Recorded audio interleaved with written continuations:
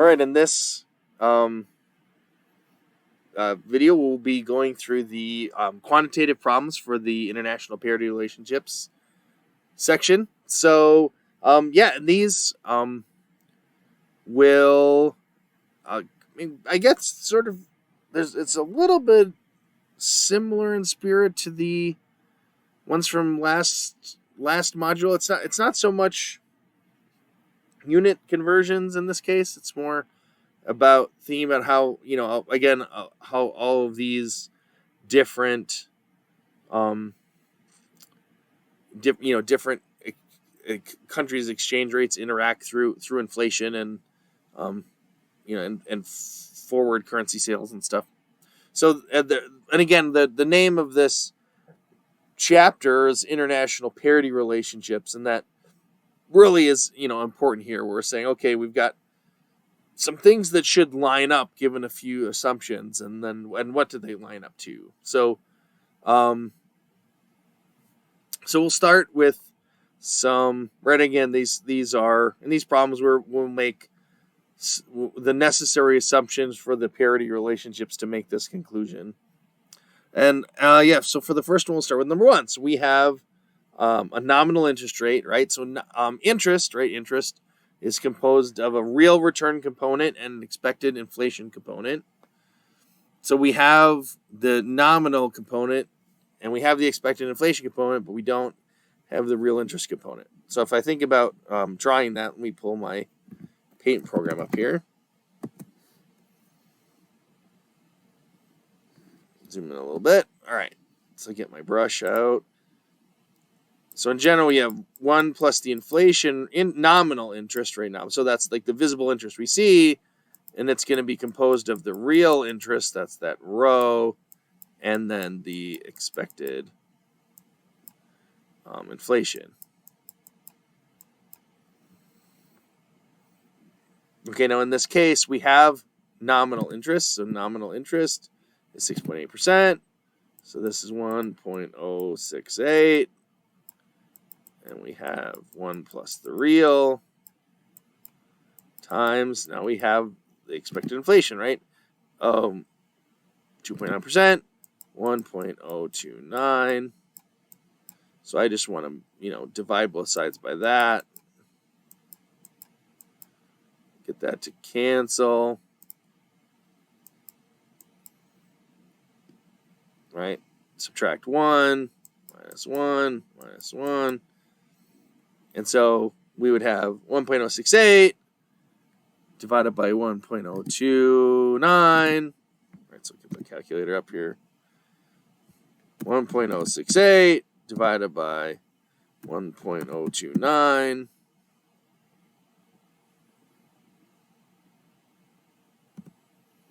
To get this number, and then we subtract 1. And then how does it want it written? So it's, I guess it doesn't say, but because these are written in percent, I'm going to write this. Let me just multiply by 100 just to get it into percentage.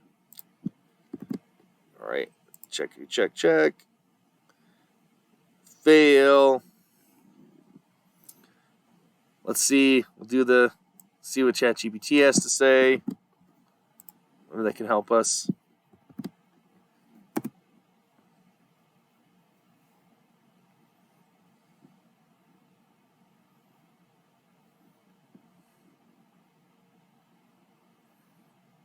So it's saying just straight subtract them rather than multiply. We could try that.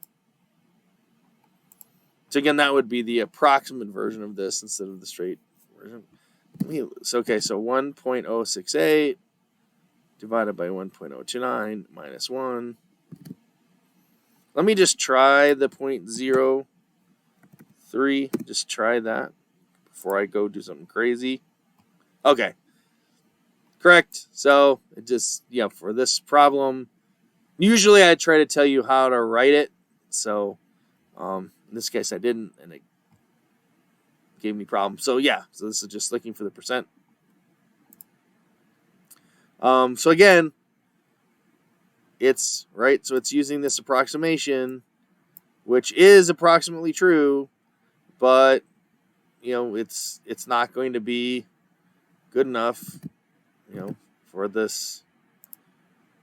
For this, right? I mean, this is, those extra, doing the multiplication problem, and right, the division problem instead of a subtraction problem is going to give you more accurate results.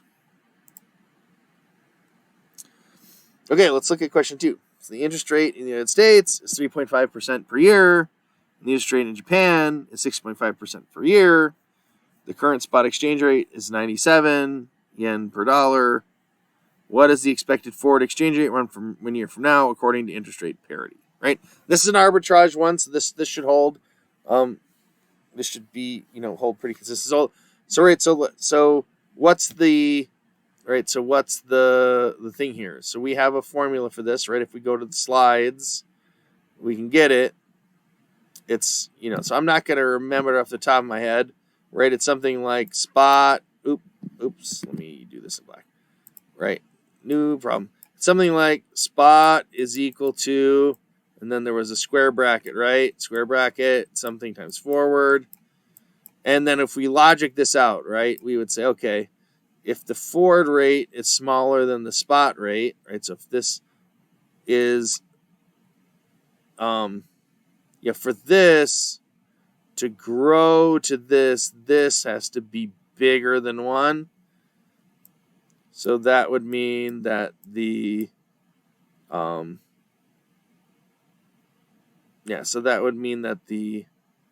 what is, I think it's the interest, right? So the interest rate in the foreign currency. Yeah, so this is where I get turned around. So so let's just do an example. So if the dollar, let's say we're dollars, euros, and the dollar interest rate is 0 and the euro interest rate is 10%, something crazy like that, right? Then we would expect that the dollar would have to be 10% bigger in 1 year to make up for that differential. So this is going to be 1.1. This is 1. So that means this needs to have 1.1 on the bottom, and that is the foreign rate, right? That has the, so this is the 1, and this is the dollar 1. Let's just verify that. So if we go look at the slides, we can go back to that Fisher effect page or IRP. All right, so the spot rate, so you have the foreign currency over the domestic currency if you're using direct quotes here and here. So I was wrong. So I put the foreign currency here and the domestic currency here. All right, now so what's the question actually asking? So we have interest rate in the United States is 3.5% per year. The interest rate in Japan is 6.5% per year. So we have 1.065 divided by 1.035. Right, that's the square bracket stuff, right? That's just those exchange rates. And then we multiply by F and get S. Only we know that S is 97. So we take 97, divide by whatever that is, and that should give us our F. So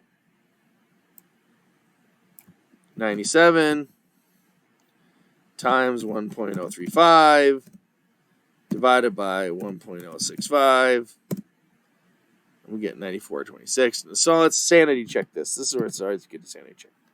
So the U.S. is paying garbage interest, right, relative to Japan in this example. So that would mean that the dollar has to strengthen relative to the yen, and that would mean that, right, if the dollar is strengthening, that would mean that the number of yen it takes to buy the dollar should go up. But we're going down here.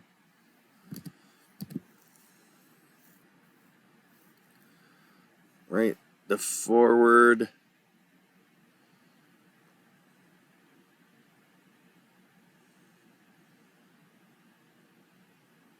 but that's a direct quote. That's why, because this is an indirect quote, and this only works for direct quotes. So if we do, oh yeah, see now, and this shouldn't even do it like right. So I have to do 1 over 97 is equal to this. So then, yeah. Oh boy, let's try again. 1 divided by 97. Now we get the direct quote, and then we can multiply by 1.035 divided by 1.065, and you get. And then we got to flip it over again. 99 point. All right, so let's see if that's a winner here. See if that's a winner.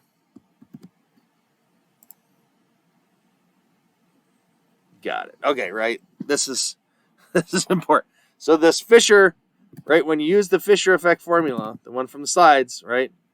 This assumes that the spot is a direct quote and that the forward is a direct quote, right? So this is in dollars, right? Dollars per foreign unit, and then the dollars are on the bottom. So here, that's what we had, which is fine, right? Dollars per foreign unit. Oh, sorry, for the SNF, but that meant that I had to do 1 over 97 because it needed to be a direct quote instead of an indirect quote. Okay, let's see how our friend the internet does with this one. And we get, okay, good. So it's got this, and it's got, right, domestic over foreign. Oh, because it's on the S side. And so it's saying, now it's got this see. Now it's going to do this. Yeah, right. So it made the same mistake I did. It got to 94 instead of 99 because it was using an indirect quote instead of a direct quote. So everything has to be upside down if you're going to do the thing upside down. So I don't know why. I should probably stop trying this because it's always just a little off. But anyway.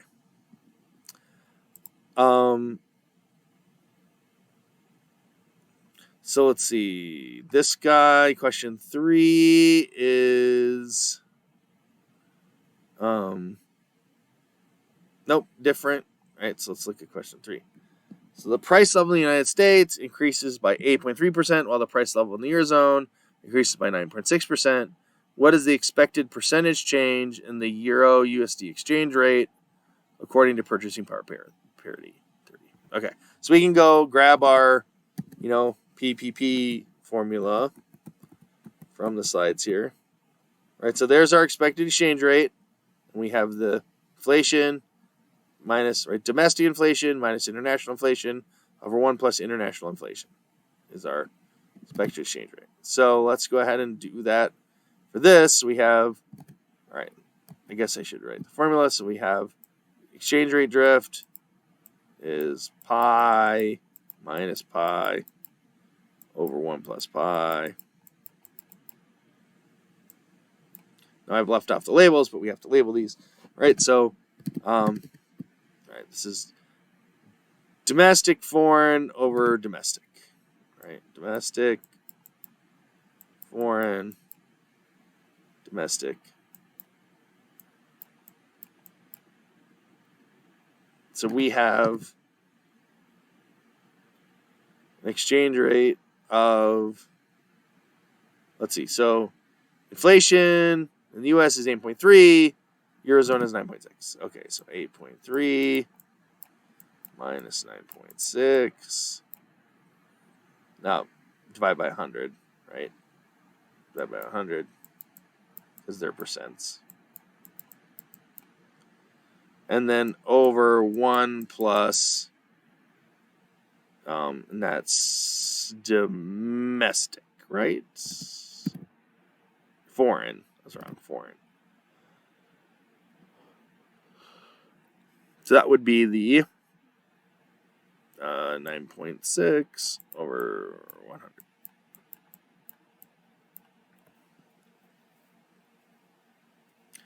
And then do they want it? Let's see, does it want it as a percent? We'll find out.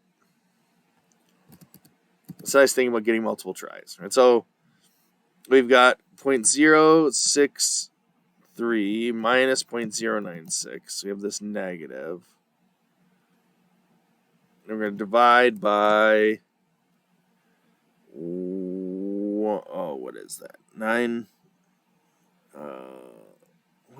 What did I draw? Terrible penmanship there. Oh, yeah, it's 9.6 over 100. So divided by 1.096.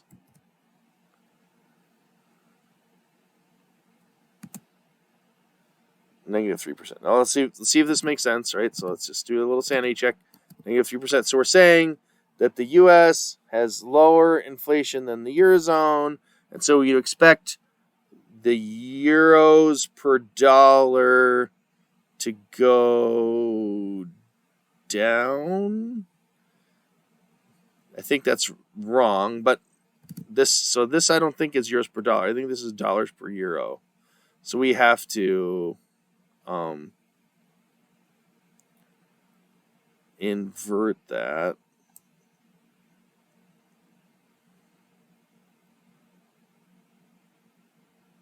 Expect a percentage change. So is it just this number but positive?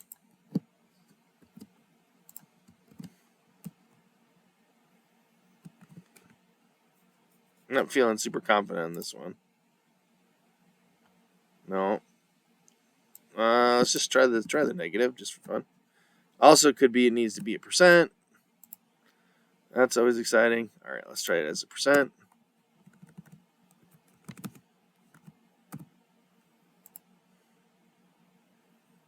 And throw the negative in. Okay. So let's go back and look at this again. So we've got inflation in the U.S. That is...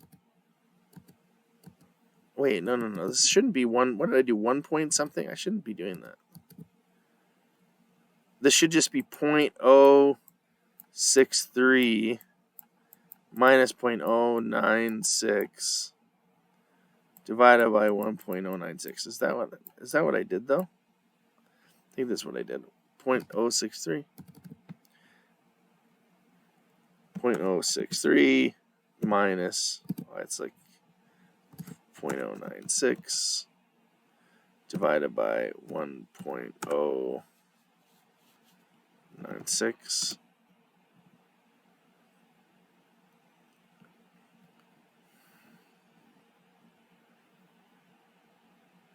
Its expected exchange rate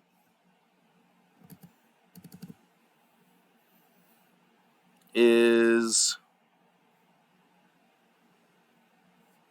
inflation U.S. minus inflation overseas divided by 1 plus inflation overseas. So it's going to be a negative number.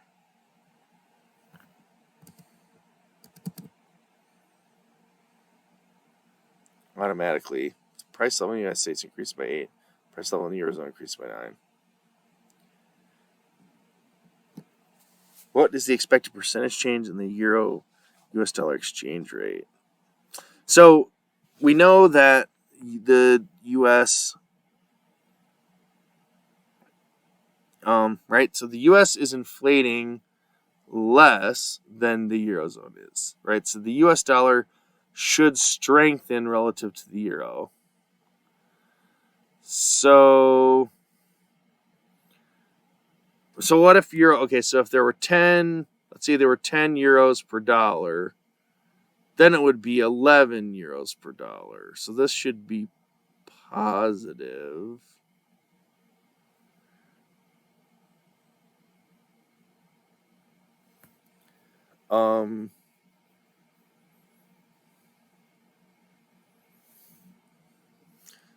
So I think maybe I want to. What if I just do this backwards? All right, well, let's try that approach. Because what if we just make Europe the domestic currency? So then we'll say, okay, we've got a 1. Okay, sorry, we got a 0.096 minus.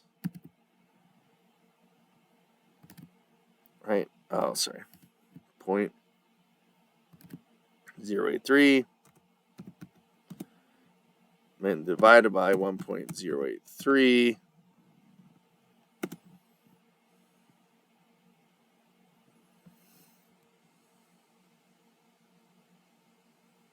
Man, that feels. Wait, what was I doing before? Was I just like not typing the right numbers in? Because.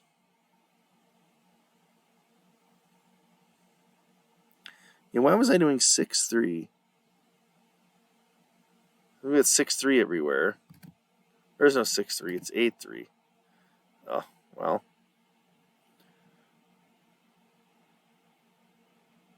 Well, let's try. Okay. I mean, I might as well try this, but I think I want to go back and do it the way I originally did it, but use the right numbers. Well, it might not matter, actually. Yeah, I don't know. Wow. Well, sorry. That was probably, for you at home that were probably scratching your head. Why is he putting 6s all over in here? Well, I don't have an explanation for that. This is a mistake. Could I have avoided that if I artificial intelligenced it? Probably so. I doubt this is going to come up with the right number, though. This is going to come up with the right approach. So we've got. All right. So it's doing. I think these are math. I think this is mathematically equivalent to what we did, actually. 1.2%. Oh, is it? Did it actually get the answer this time? Oh, it did. So it did 1.096 divided by 1.083. Especially 1.012. Yeah, okay, sure. Because.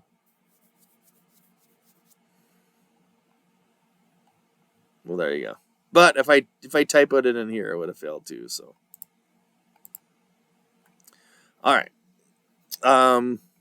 So yeah. So that's right. Utilizing the right purchasing power parity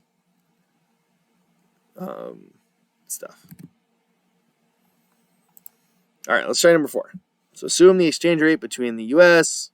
dollar and the British pound is whatever it is. Right, so okay, so 1 pound is 0.85 US dollars.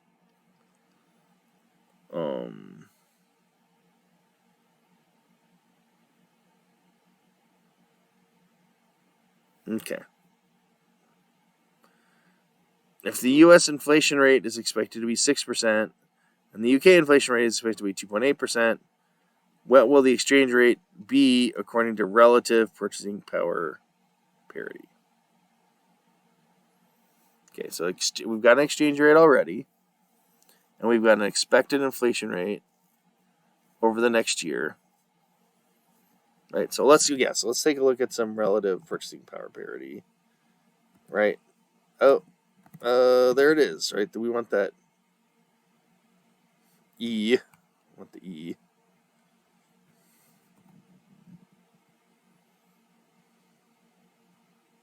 Yep, relative purchasing power parity. Okay, so we have U.S. inflation is 6. UK inflation is 2.8. Right, so let's do so let's do this just like it is. 6, 2.8, right? 6, minus 2.8. But obviously, both those divided by 100. So percent or whatever, percent.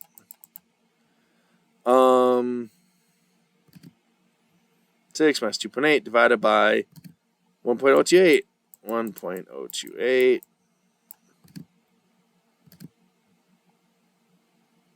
Okay, so let's try that. 0.06 minus 0.028 divided by 1.028. 3%.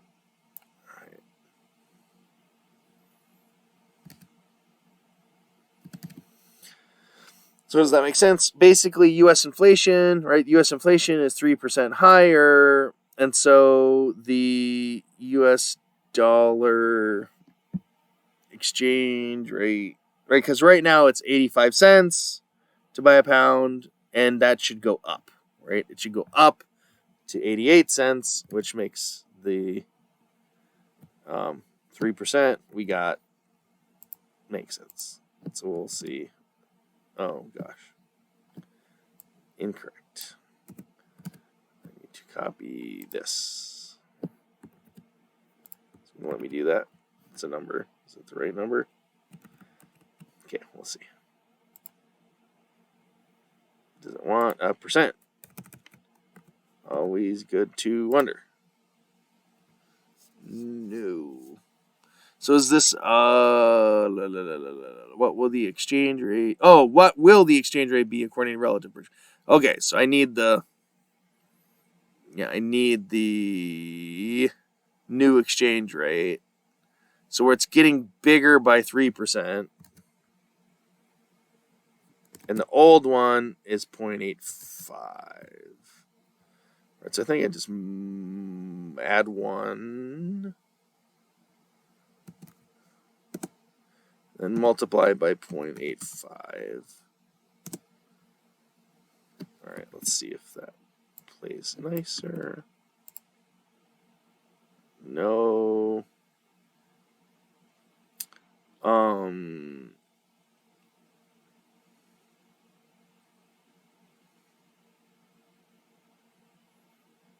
Because we've got this, and it should change. Right, this is okay. So this is like we want to be doing this thing, right? Well, okay, no, do we have what will the exchange rate be?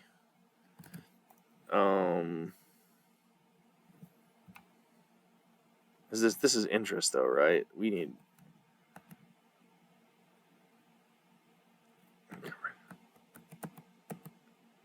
so purchasing power parity. What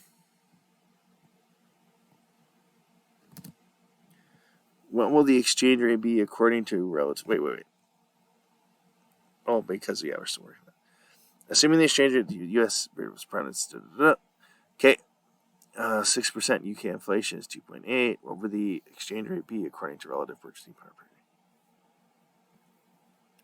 So the American inflation rate is high and the UK inflation rate is low. So the dollar should get weaker. So this is dollars per British pound. It should go up by that percentage. I mean, I guess, can I just do 3.2? I don't think that's gonna work, but right, because it would be 0.85 times 1.032. Right, that's like the cheaty version.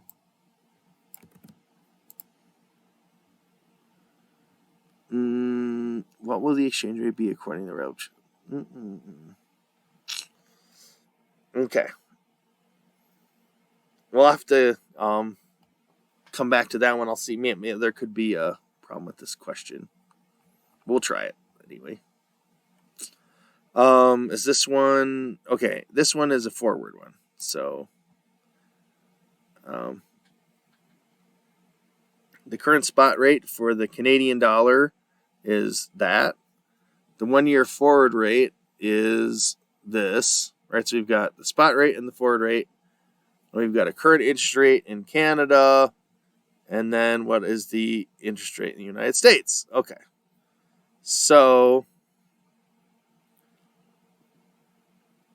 right, this is, that's this, because we got the forwards going on, and we have forwards and interest rates, so we're going to be playing with this, right?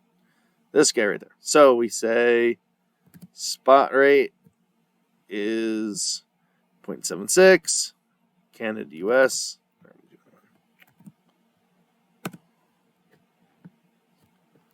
0.76, that's a spot rate, so that equals bracket. The 1 year forward rate is 1.16 Canadian. Right, so this is so Canada is the domestic currency here, right? The current interest rate. So I think so domestic goes on the bottom.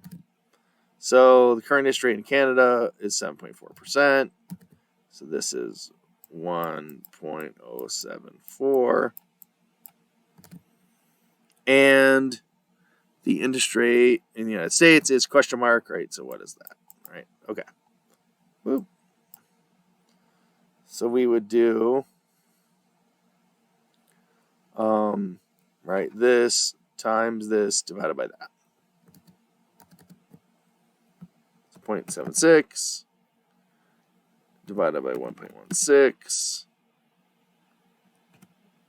times 1.074.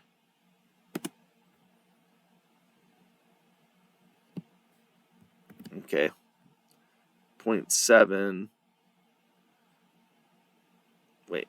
Oh, yeah, but this would be 1 plus this, right? So minus 1. Negative 30. Does that make sense? The current interest rate is 7.4. What is the interest rate in the United States? According to Empire's for rate theory, rate is a percent. All right. I mean, that is a massive negative interest rate, which is unusual, but this is a crazy huge shift in exchange rates in a short period of time. So it might need to be that big. Oh, shoot. I'm going to bring that negative back. See. Yep. Yeah, right. To get that kind of change, you need a massive interest rate differential. So this is basically what this is saying is this is an unrealistic shift in the exchange rates. You just have to have a massive interest rate shift to get that to work. Question 6 is question 5, just, again. So question 7 and question 8, true or false, and question 9, right? If US dollars have a higher interest rate relative to yen over time, we would expect yen to cost more dollars due to covered interest arbitrage. Okay, so it's right. US has a higher interest rate. So if I buy dollars, I'm going to make a bunch of money. So when I convert it back to yen, it has to convert to fewer yen, which means the yen has to increase in value, right? So yen would cost more dollars over time. True. Check.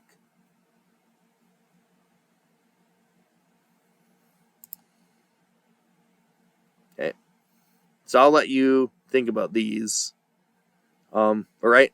If the US dollar experiences an increase in inflation, all else equal, euros purchased with dollars would become more expensive, right? So inflation makes the dollar less attractive. So if the dollar is less attractive, what's going to happen with euros, right? Just think about that. And then here we've got the US dollar experiencing inflation. So the forward exchange with the euro will immediately become less expensive.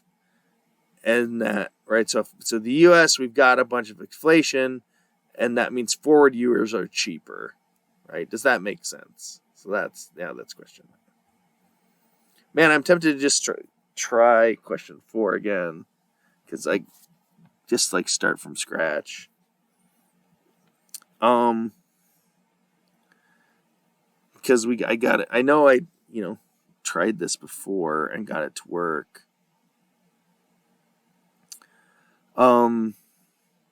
See if yeah.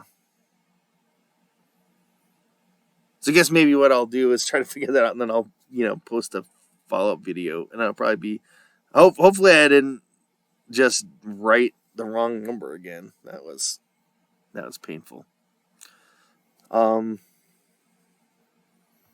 Yeah. Well, sometimes I'm just gonna literally do it again from scratch, real fast. It probably won't work, and that's okay. So, we've got this exchange rate that's already there, and we've got right. So this inflation differential should lead to an exchange rate differential.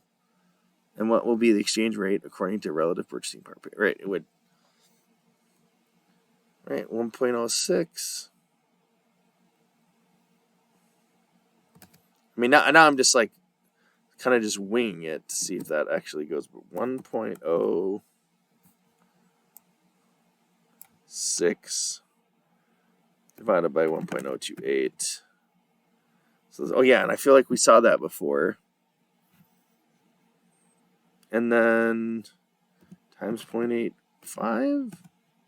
But we did that, right? That's the one that didn't work.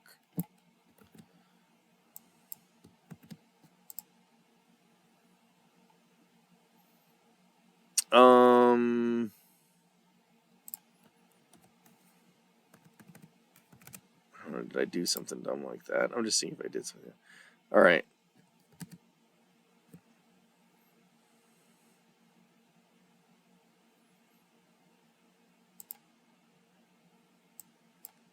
And I guess I could.